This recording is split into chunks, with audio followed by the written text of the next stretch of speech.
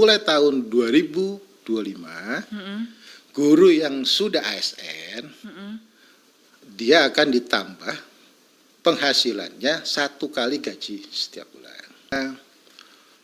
Tentu kita harus syukuri lah. Tunjangannya udah naik, syukurin Ya, dulu. artinya harapan yang menjadi harapan selama mulai 4 tahun sebelumnya, ini kan selalu disampaikan tentang kesejahteraan guru oleh betul. menteri sebelumnya. Ada peningkatan kesejahteraan para tenaga pendidik.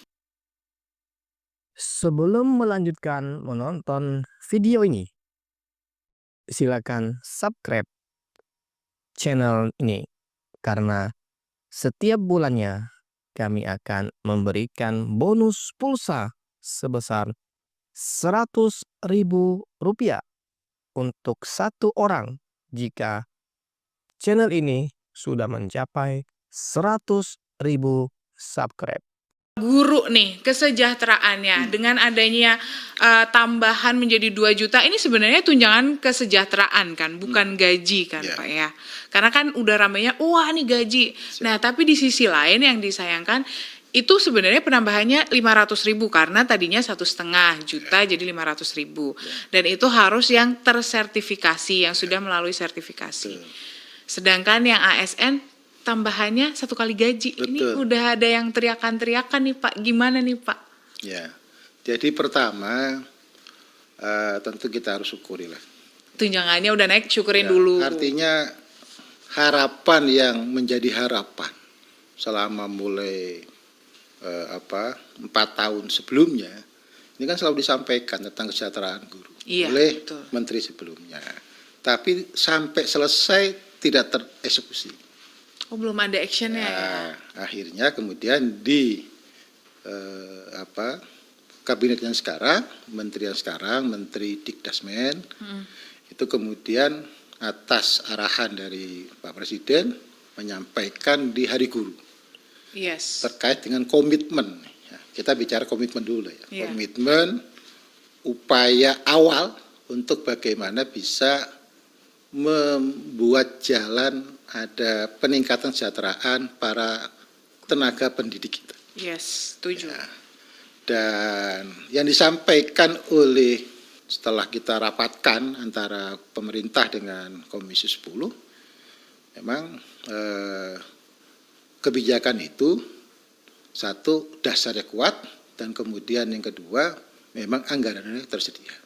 Oh berarti anggarannya sudah diperhitungkan. Ya, sudah tersedia. Sudah ada. Artinya mulai tahun 2025 guru yang sudah ASN dia akan ditambah penghasilannya 1 kali gaji setiap bulan. Yang sudah sertifikasi dia kan sebenarnya sudah dapat 1 juta. 1.500.000.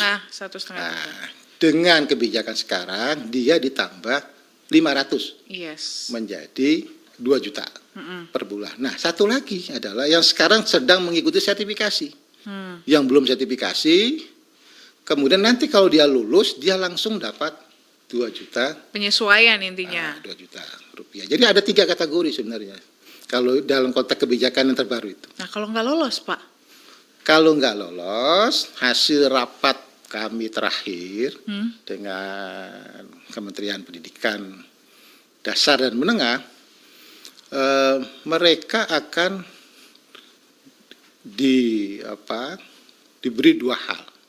Satu, mereka akan masih diberi kesempatan di tahun 2025 dan 2026. Karena salah satu faktor mereka nggak lolos itu karena standar ijazahnya. Mereka belum S1 atau belum D4. Oleh pemerintah, kemarin sudah kami putuskan, mereka dibantu untuk menambah SKS di LPTK yang ada seluruh Indonesia, dan itu nanti akan dibiayai oleh negara. Jadi misalnya Mbak Nadia mau ikut P3K, mau ikut sertifikasi, ijazahnya belum S1 atau D4, nah itu difasilitasi untuk buat penyetaraan lewat P3K. Dan itu dibiayai negara. Oh tenang, jadi dibiayai negara. Dibiayai negara. Ini harus digarisbawahi, ini penting ini. Jadi itu hasil rapat terakhir kami antara Komisi 10 dengan kementerian seperti itu. Oke, jadi nanti 2002 kalau sekarang ini anggarannya yang digunakan itu baru sekitar 77 triliun ya untuk membayar semuanya. Nanti kalau semua sudah terangkat, karena kemarin kesepakatannya 2026 selesai semua sudah, itu kita membutuhkan anggaran 101 triliun untuk membayar gaji tenaga pendidik saja. Itu diperoleh anggaran itu berarti diambil dari APBN 20% itu yang termasuk anggaran pendidikan itu. APBN 20% itu akan nanti dialokasikan untuk menambal kekurangan yang sekarang baru 77 triliun. Nanti kalau sudah ada penambahan beberapa teman-teman guru honorer yang belum diangkat menjadi P3K itu, termasuk nanti dari jalur yang ASN, nah, itu kita memang membutuhkan anggaran 101 triliun per tahun. Nah, itu memang kemarin sudah kita sepakati besarannya. Nah, tinggal kita membangun skenario ini. Skenarionya di 2025, 2026 bagaimana sehingga kemudian anggaran 101 triliun itu betul-betul bisa kita siapkan. Tapi Pak, kalau kita lihat kan di situ ada penitik beratkan adalah harus yang sudah tersertifikasi. Ya, sertifikasi itu sebenarnya ada dua jalur. Kalau dia di negeri, ya, maka dia harus persetujuan dari kepala sekolah, dari dinas, kepala daerah. Kalau yang swasta dia cukup dari yayasan. Nah, untuk itu apakah tidak menjadi sesuatu yang memberatkan? Karena kan untuk kita mendapatkan sertifikasi berarti kan harus ada penunjukan dari sekolah, prosesnya. Itulah kenapa dulu pernah saya sampaikan di forum yang sama sesungguhnya. Ini karena problem pendidikan kita itu menjadi bagian yang diotonomisasi. Makanya dulu saya bilang jangan, sudah lepaskan saja pendidikan dari otonomisasi, jadikan menjadi urusan pusat sehingga standarnya sama. Sekarang kan misalnya dimanapun. Iya, sekarang yang swasta lebih mudah untuk mendapat sertifikasi. Tapi yang negeri yang jelas-jelas ini menjadi bagian dari negara itu, dia mengalami kesulitan. Hal-hal subjektif itu menurut saya harus kita hilangkan. Subjektivitas kekuasaan di daerah, dinasnya, kepala sekolahnya, harus kita hilangkan dengan cara apa? Dengan tarik saja urusannya menjadi urusan pusat.